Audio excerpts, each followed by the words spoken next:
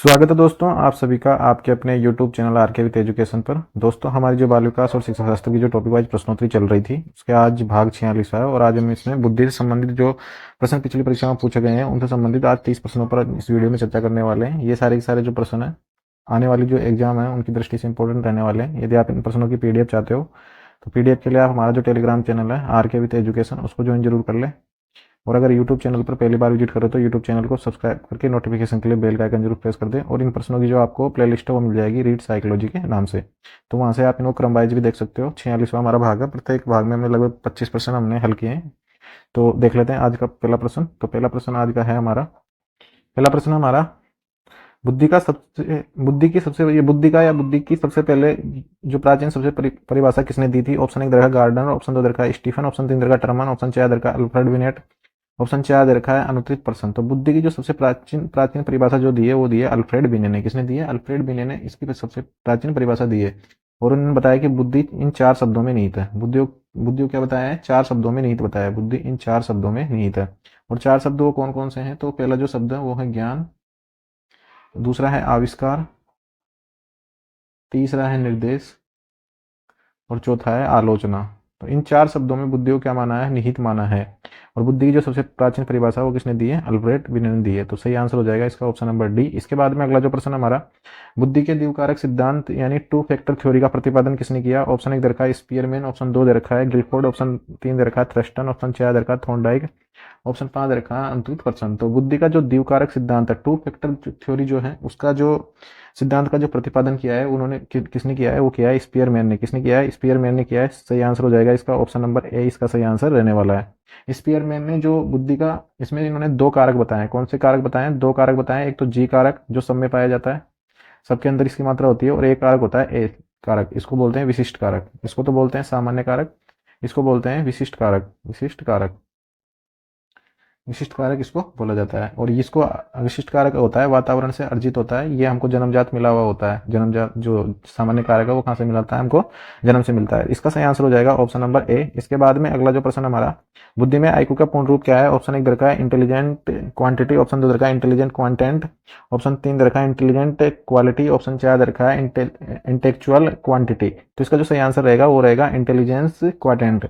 Option number B इसका सही answer हो जाएगा। इसके बाद में अगला जो प्रश्न है हमारा, प्रश्न नंबर 4 है, आईक्यू की गणना का सूत्र क्या है। ऑप्शन 1 दे रखा है एम ए बटा सी ए इंटू 100, दूसरा दे रखा है सी ए बटा एम ए इंटू 100, ऑप्शन 3 दे रखा है एम ए इंटू सी ए गुणा 100, ऑप्शन डी दे रखा है एम ए प्लस सी ए गुणा 100। तो ऑप्शन जो 5 दे रखा है वो दे रखा है अनुत्तरित पर्सन। तो आईक्यू की गणना का जो सूत्र है वो है एम ए बटा सी ए और गुणा 100, यानी कि मानसिक आयु बटा वास्तविक आयु गुणा 100। तो ये हो जाएगी बुद्धि लब्धि की गणना। आईक्यू बराबर क्या होता है? आईक्यू मतलब होता है बुद्धि लब्धि। तो बुद्धि लब्धि की हो जाएगी मानसिक आयु बटा वास्तविक आयु गुणा 100। जैसे किसी की मानसिक आयु 6 वर्ष है और उसकी वास्तविक आयु कितनी वर्ष है? 4 वर्ष है। और तो इसका जो बुद्धि लब्धि होगा वो कितने का हो जाएगा? तो ये हो जाएगा 25, ये 25 बार कट जाएगी और 25 के 150, यानी उसकी बुद्धि लब्धि कितनी आ जाएगी? 150 आ जाएगी। तो आप इसको ऐसे याद रखें, मानसिक आयु बटा वास्तविक आयु इंटू 100 या एम ए बटा सी ए गुणा 100। तो सही आंसर हो जाएगा इसका ऑप्शन नंबर ए, इसका सही आंसर रहेगा ऑप्शन नंबर ए। इसके बाद में अगला जो प्रश्न हमारा, प्रश्न नंबर ये है, अगला है बहुबुद्धि सिद्धांत मल्टीपल इंटेलिजेंस थ्योरी किसने प्रतिपादित की। ऑप्शन 1 दे रखा है गार्डनर, ऑप्शन 2 दे रखा है पियाजे, ऑप्शन 3 दे रखा है थॉर्नडाइक, ऑप्शन 4 दे रखा है स्पीयरमैन, ऑप्शन जो 5 दे रखा है वो दे रखा है अनुत्तरित पर्सन। और इसका तो आंसर भी साथ में ही है। तो बहुबुद्धि सिद्धांत जो मल्टीपल इंटेलिजेंस थ्योरी जो दी है वो किसने दी है? गार्डनर ने दिया, हार्वर्ड गार्डनर ने। तो ये आंसर इसका हो जाएगा ऑप्शन नंबर ए, आंसर इसका सही हो जाएगा। तो हमारे पास में अब तक 2 सिद्धांत आ चुके हैं। तो एक सिद्धांत तो है द्विकारक सिद्धांत, वो तो दिया है किसने? स्पीयरमैन ने। एक सिद्धांत आ गया हमारे पास में बहुबुद्धि सिद्धांत आ गया। बहुबुद्धि सिद्धांत ये दिया है हार्वर्ड गार्डनर ने। किसने दिया है? हार्वर्ड गार्डनर ने ये सिद्धांत दिया है। और एक सिद्धांत हमारे पास में आएगा त्रिविमीय बुद्धि का त्रिविमीय सिद्धांत, वो दिया है गिलफोर्ड ने। किसने दिया है? वो गिलफोर्ड ने दिया है। तो इनसे संबंधित भी हम आगे चर्चा करेंगे कि इन सिद्धांतों में क्या क्या चीजें हैं। तो एक थोड़ा सा मैं आपको बहुबुद्धि सिद्धांत के बारे में बता देता हूँ।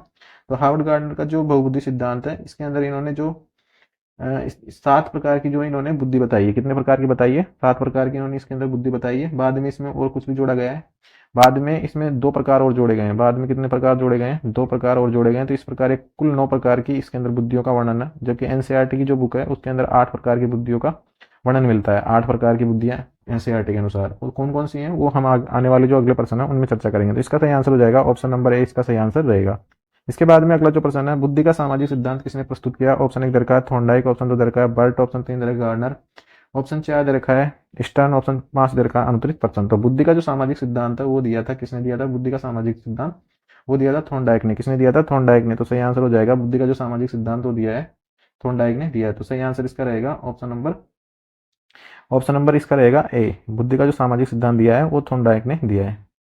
और इन बुद्धियों को 3 भागों में इन्होंने बांटा है। बुद्धियों को कितने भागों में बांटा है? 3 भागों में इन्होंने बांटा है। तो कौन कौन से हैं वो मैं आपको बता देता हूँ। 3 भाग है इन्होंने बताई जो, एक तो यांत्रिक बुद्धि बताई है, यांत्रिक बुद्धि, एक दूसरी बताई है इन्होंने अमूर्त बुद्धि, अमूर्त बुद्धि, और तीसरी बताई इन्होंने सामाजिक बुद्धि, सामाजिक बुद्धि। अमूर्त बुद्धि को सैद्धांतिक बुद्धि बोलते हैं या इसको पुस्तकीय बुद्धि भी बोलते हैं। सैद्धांतिक बुद्धि या इसको बोलते हैं पुस्तकीय बुद्धि, पुस्तकीय बुद्धि।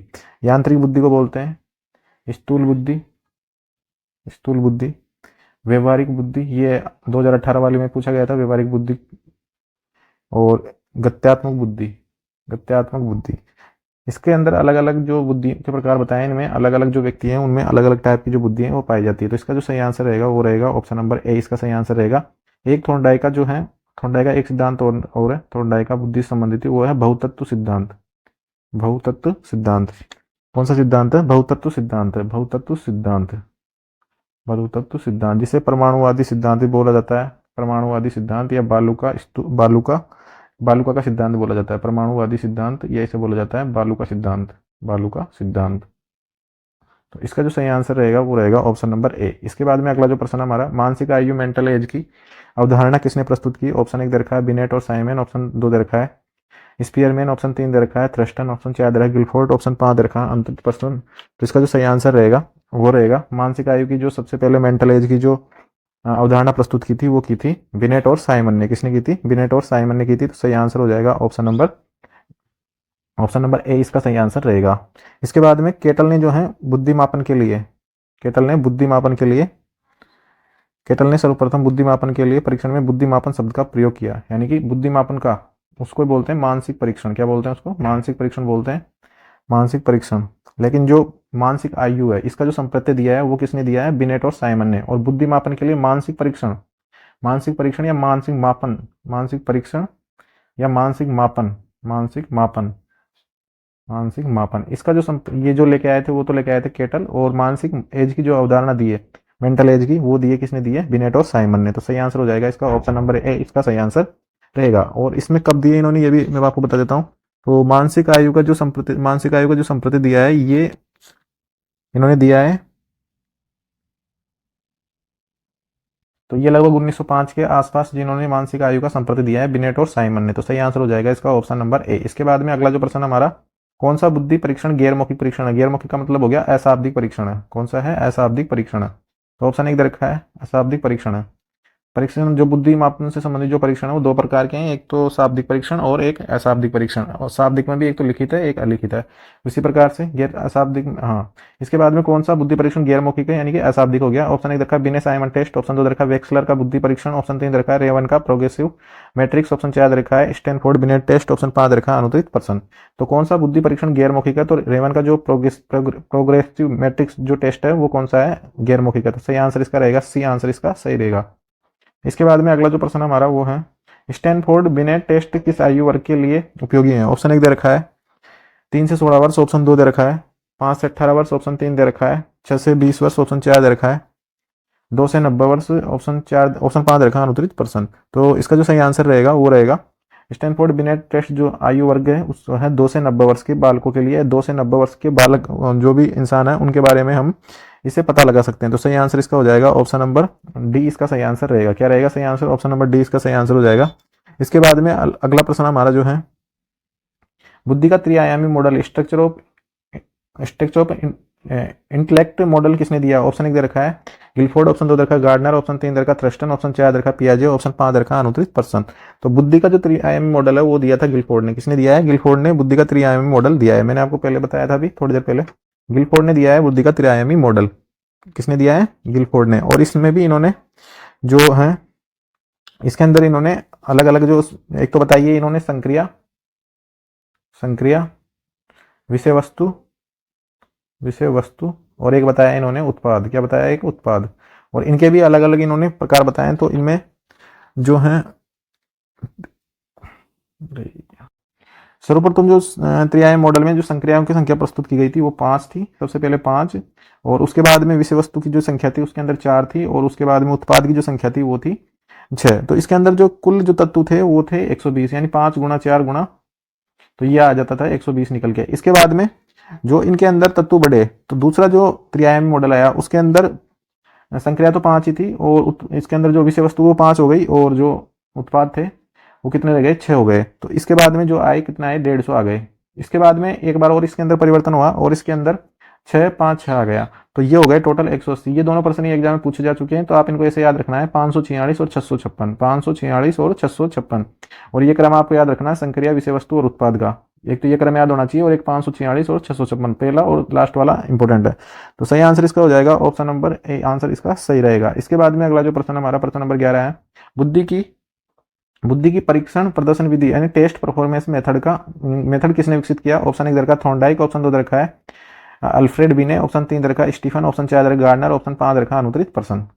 सही आंसर हो जाएगा इसका अल्फ्रेड बिनेट। क्या हो जाएगा? सही आंसर ऑप्शन नंबर बी इसका सही आंसर रहेगा। इसके बाद में अगला जो प्रश्न हमारा, बुद्धि का प्रमुख जैविक आधार क्या है? ऑप्शन 1 रखा मस्तिष्क का आकार, ऑप्शन 2 रखा न्यूरॉन्स की संख्या, ऑप्शन 3 रखा है आनुवंशिकता और पर्यावरण, ऑप्शन 4 रखा न्यूरो केमिकल क्रियाएं, ऑप्शन 5 रखा अनुत्तरित पर्सन। तो बुद्धि का प्रमुख जो जैविक आधार है वो है आनुवंशिकता और पर्यावरण। सी आंसर इसका सही रहेगा।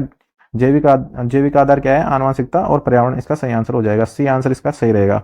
इसके बाद में अगला जो प्रश्न है, सामान्य बुद्धि जनरल इंटेलिजेंस को क्या कहा जाता है? ऑप्शन 1 दे रखा है जी कारक, ऑप्शन 2 दे रखा है एस कारक, ऑप्शन 3 दे रखा है टी कारक, ऑप्शन 4 दे रखा है एम कारक, ऑप्शन 5 दे रखा है अनुत्तरित पर्सन।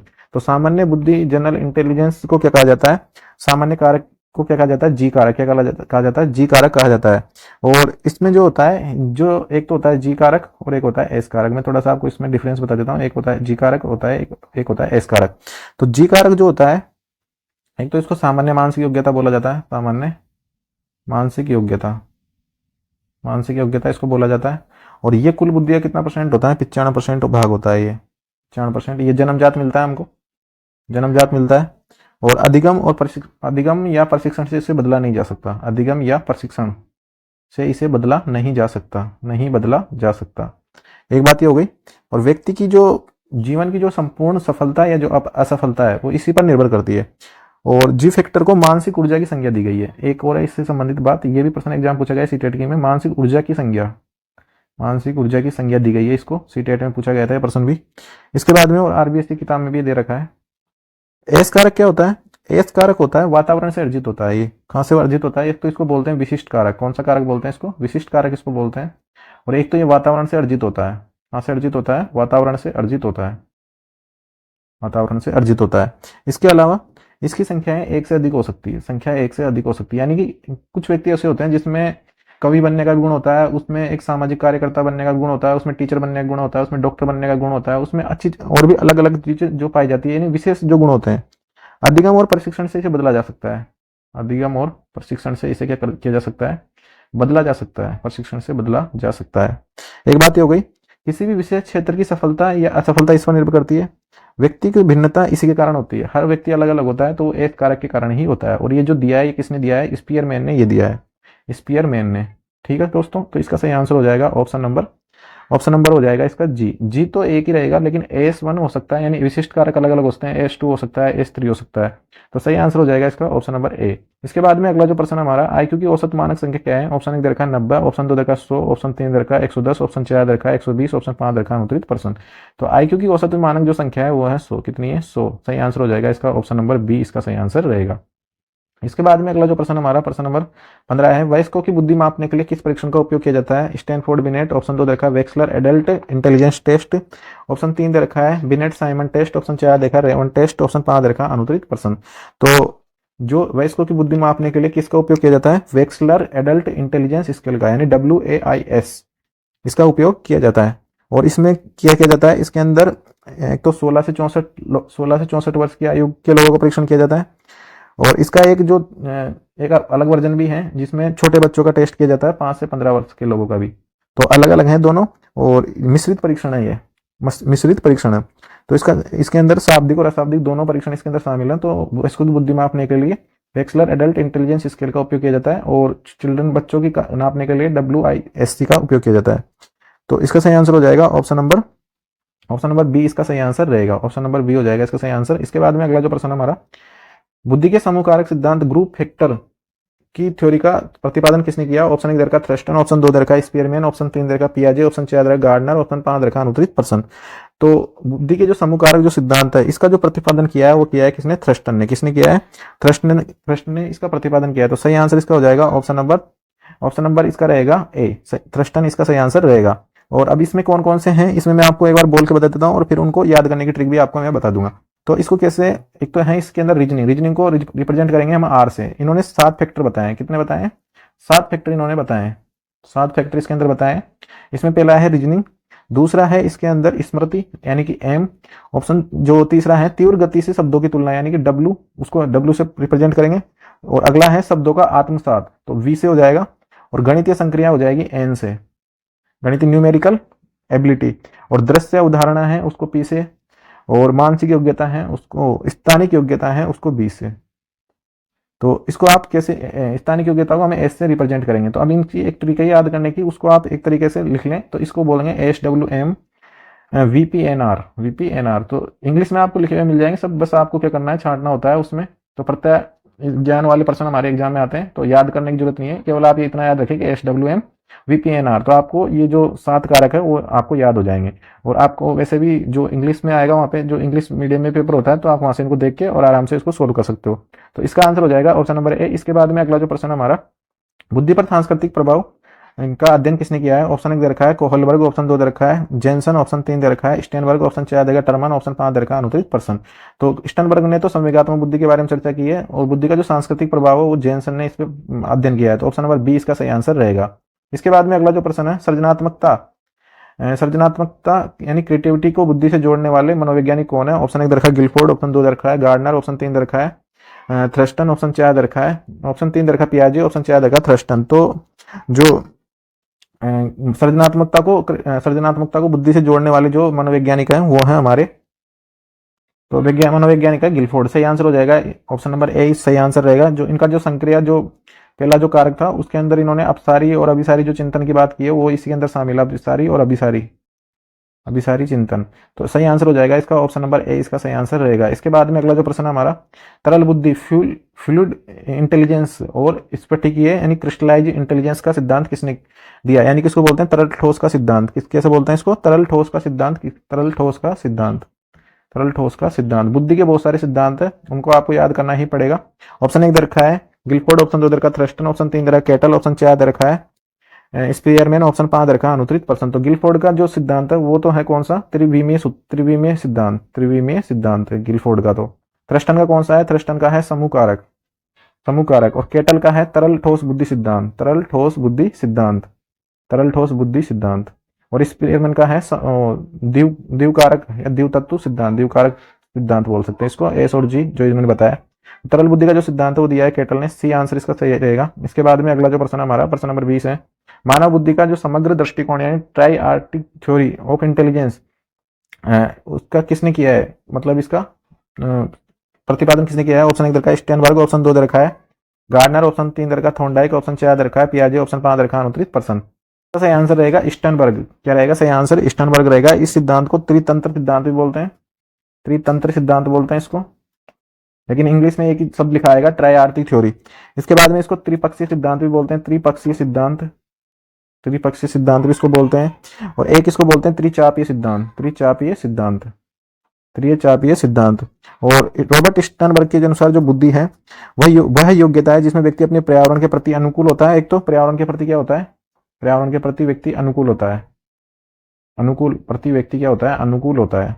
एक वह अपने समाज और संस्कृति के उद्देश्यों की पूर्ति हेतु पर्यावरण के कुछ पक्षों का चयन करता है तथा उन्हें परिवर्तित करता है। यानी कि इन्होंने अपने जो समाज और संस्कृति है उसमें किसकी बात की है? उसकी बुद्धि की बात की है, समाज और संस्कृति के विषय में भी।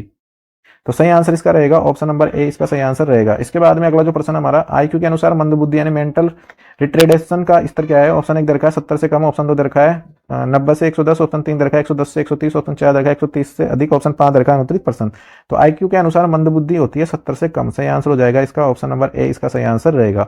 इसके बाद में अगला जो प्रश्न है, बुद्धि के अध्ययन में विकासात्मक दृष्टिकोण डेवलपमेंट पर्सपेक्टिव यानी कि उसके सापेक्ष किसका योगदान है? ऑप्शन 1 दे रखा है पियाजे, ऑप्शन 2 दे रखा है वाइगोत्स्की, ऑप्शन 3 दे रखा है गार्डनर, ऑप्शन 4 दे रखा है स्पीयरमैन, ऑप्शन 5 दे रखा है 29%। तो बुद्धि के अध्ययन में विकासात्मक दृष्टिकोण जो दिया है वो किसका योगदान है? ऑप्शन नंबर ए, पियाजे का योगदान है। सही आंसर हो जाएगा इसका ऑप्शन नंबर ए। इसके बाद में अगला जो प्रश्न है, किसने कहा कि बुद्धि का उद्देश्य समस्या समाधान है? ऑप्शन 1 दे रखा है स्टीनबर्ग, ऑप्शन 2 दे रखा है गार्डनर, ऑप्शन 3 दे रखा है पियाजे, ऑप्शन 4 दे रखा है बिनेट, ऑप्शन 5 दे रखा है 29%। जो सही आंसर हो जाएगा वो हो जाएगा स्टीनबर्ग। स्टीनबर्ग ने बताया कि बुद्धि का जो उद्देश्य है वो क्या है? समस्या समाधान। और ये परिभाषा एग्जाम में 2 या 3 बार पूछी भी जा चुकी है, 2-3 बार पूछी जा चुकी है एग्जाम में। परिभाषा बुद्धि का उद्देश्य क्या है? समस्या समाधान करना है। तो ऑप्शन नंबर ए इसका सही आंसर हो जाएगा। इसके बाद में अगला प्रश्न हमारा, बुद्धि परीक्षण का प्रमुख उद्देश्य क्या है? ऑप्शन 1 दे रखा है व्यक्तिगत क्षमता का मूल्यांकन, ऑप्शन 2 दे रखा है सामाजिक स्थिति का मूल्यांकन, ऑप्शन 3 दे रखा है रचनात्मकता की पहचान, ऑप्शन 4 दे रखा है मानसिक तनाव का निदान, ऑप्शन 5 दे रखा है 29%। तो बुद्धि परीक्षण का जो मुख्य उद्देश्य है वो है व्यक्तिगत क्षमता का मूल्यांकन। सही आंसर इसका रहेगा ऑप्शन नंबर ए, इसका सही आंसर रहेगा। इसके बाद में अगला प्रश्न है, बुद्धि के द्विकारक सिद्धांत में एस कारक का अर्थ क्या है? तो एस कारक का अर्थ, ऑप्शन 1 दे रखा है विशिष्ट क्षमता, ऑप्शन 2 दे रखा है सामान्य क्षमता, ऑप्शन 3 दे रखा है मानसिक क्षमता, ऑप्शन 4 दे रखा है सामाजिक क्षमता, ऑप्शन 5 दे रखा है 29%। तो बुद्धि के द्विकारक सिद्धांत में एस कारक का अर्थ है विशिष्ट क्षमता। क्या है? विशिष्ट क्षमता। और जी कारक का मतलब क्या है? सामान्य क्षमता। तो सही आंसर हो जाएगा इसका ऑप्शन नंबर ए, इसका सही आंसर रहेगा। इसके बाद में, और द्विकारक सिद्धांत दिया किसने? वो दिया है स्पीयरमैन ने। किसने दिया है? स्पीयरमैन ने द्विकारक सिद्धांत दिया है। इसके बाद में अगला जो प्रश्न हमारा, प्रश्न नंबर 26 है, आईक्यू का उच्चतम स्कोर क्या माना जाता है? ऑप्शन 1 दे रखा है 140 प्लस, ऑप्शन 2 दे रखा है 150 प्लस, ऑप्शन 3 दे रखा है 130 प्लस, ऑप्शन 4 दे रखा है 120 प्लस, 120 प्लस और ऑप्शन 5 दे रखा है 29%। तो आईक्यू का जो उच्चतम स्तर माना जाता है वो माना जाता है 150 प्लस। तो सही आंसर हो जाएगा इसका ऑप्शन नंबर बी, इसका सही आंसर रहेगा। तो दोस्तों ये थे आज के हमारे 26 प्रश्न हमने इसमें लिए हैं। तो ये सारे जो प्रश्न है बुद्धि से संबंधित प्रश्न है, बुद्धि के सिद्धांतों से संबंधित प्रश्न है और बुद्धि के परीक्षण से संबंधित प्रश्न है।